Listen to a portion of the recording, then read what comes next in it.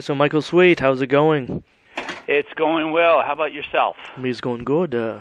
Just it's awfully cold outside in Nova Scotia today.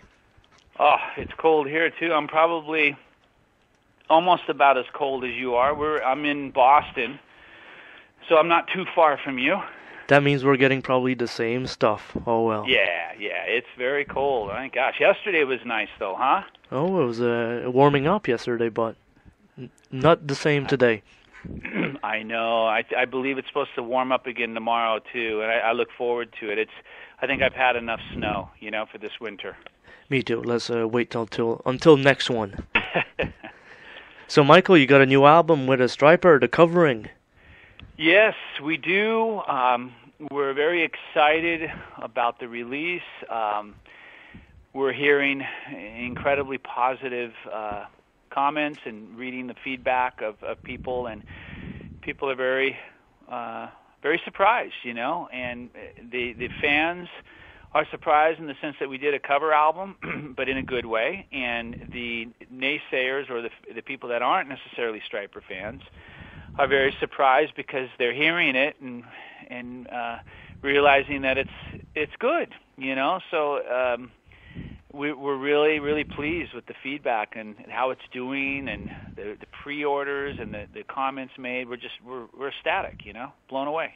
Now, Michael, where you guys get the set list to do this album? Like, who picked the songs out and stuff? We all kind of picked the songs. I mean, there were so many of these songs that were just a given. We didn't really have to even think twice about them.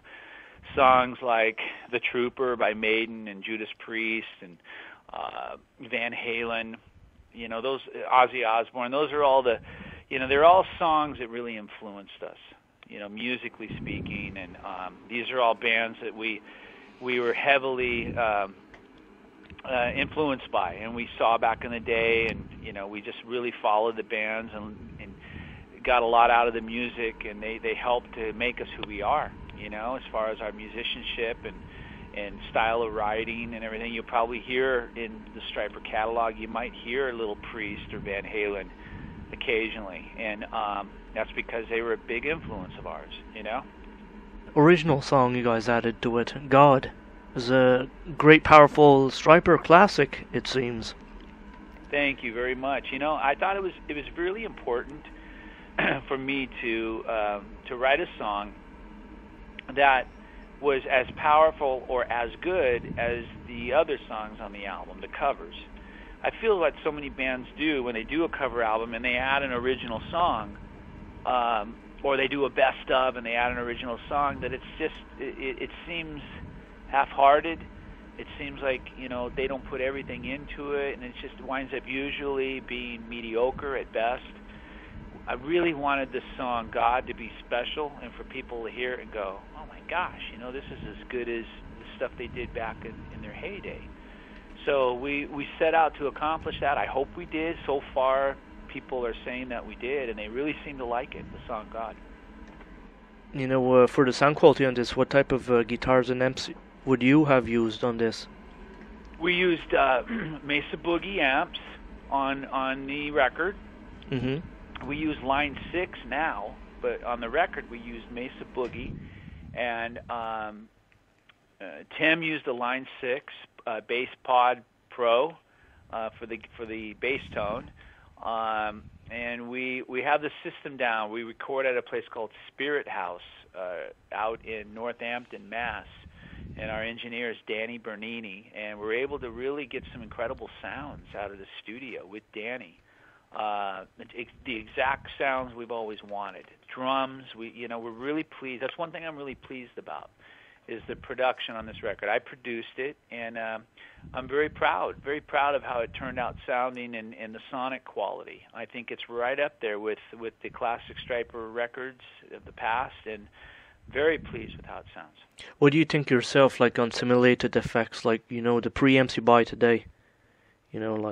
For example, Boss and all that stuff. We used, on the record, we used a lot of outboard preamps, tube preamps, and we used a lot of plugins.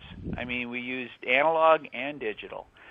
So, whatever it takes, I think there's some incredible plugins and digital equipment out there today that gives you phenomenal sounds. That's why we can make records now for $20,000 instead of $200,000, like back in 1988 or '89.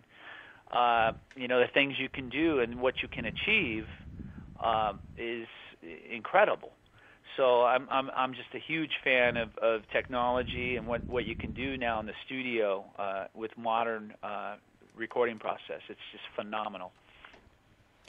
And I see also on the Stryper website, you guys got like tour dates coming up in March.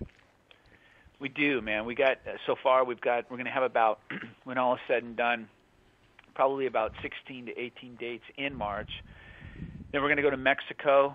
We're going to do a little South America run in May, and we're going to come home for a few days. Then we go to Europe. We're going to do a handful of dates there. We're looking at maybe about 6 to 8 dates in Europe, come back, and our plans are to do a shed tour with a couple of other bands, a 3-band lineup tour in July and August, maybe even September. And then after that, God knows what.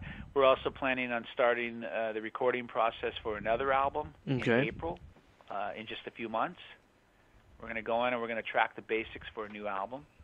We've got a lot going on, man. We're really burning right now. I feel like things are more promising now than they were back in 1985. It's crazy.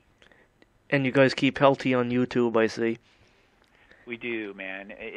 I've learned the importance of all the sites. YouTube being one of them, Facebook being another, Twitter being another. I've got so many people following me at my Michael H. Sweet Twitter account, and all that stuff's really important to get the word out and to let people know what you're up to and what you're thinking. So like that, you dedicate a certain time of day to personally do this? Unfortunately, I haven't been able to figure that out yet. I dedicate parts of the entire day to doing that, and that doesn't sit well with my wife. It's like I need to learn how to shut my phone off and computer off at a certain time of day, but I don't. I wake up, I get my coffee, I go on, really doing my best to get the word out, and publicize and market and promote what we're doing, And in that case, you're giving 120% to the fans. Oh man, yeah, absolutely. I mean, for the past few years, I feel that I have been.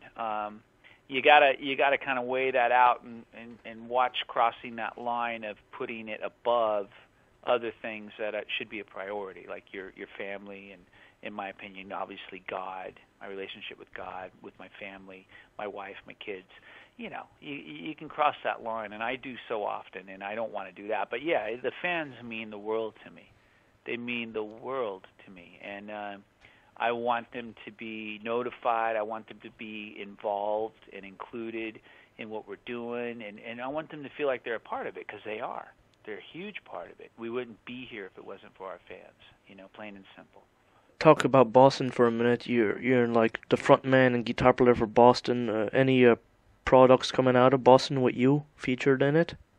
Not that I'm aware of. I mean, I know that they're planning on releasing an album, a new record down the road, and there was talk of them adding maybe some live excerpts of a song that I sang, Amanda, but they have a lot of material, excuse me.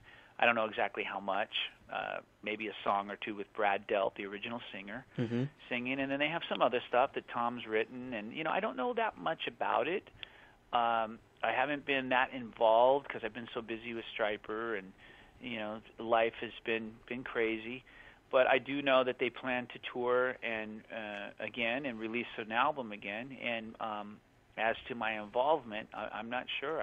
Obviously, it was an honor to be a part of it in '08, and it would be an honor to be a part of it again, Well, Michael, your voice is as fresh as it ever was, and this new album, we can sure see it. Well, thank you, man. Thank you. I'm singing a little differently these days. My voice isn't quite as high as it used to be. It doesn't have the high tone, but I think, to be honest, I think that's a good thing. I can't really listen to the voice that I had in the past. I had such a high voice; it's difficult for me to listen to it. it just doesn't sound natural, you know. But that was my voice. That was my voice. I had a very high voice, and now that it's a little lower in range, it's more easy for me to listen to it. And you know, I'm not doing anything different. I just continue to sing, and I'm not a smoker, or you know, I've tried to take care of myself and condition my voice and my body over the years, and hopefully age has been you know, nice to me.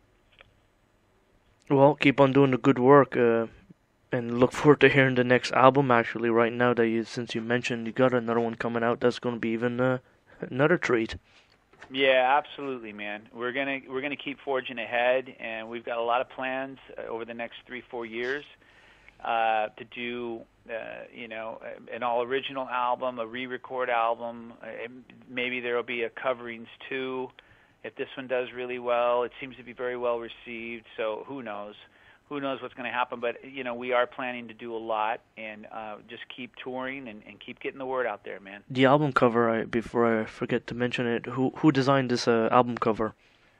Well, I went to the company Pale Horse Designs with the idea of having this character that is been through battles and you know, is a fallen, you know, angel, so to speak. That's why it has black wings and scars, and basically turned its back on God and on faith and on, you know, what is righteous and what is true.